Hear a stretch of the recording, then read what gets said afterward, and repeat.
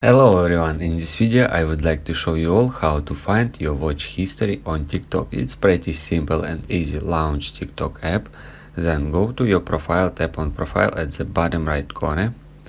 Now open main menu, tap on three lines at the top right corner. From pop-up menu proceed to settings and privacy. Scroll down, you will see watch history option. Go to watch history.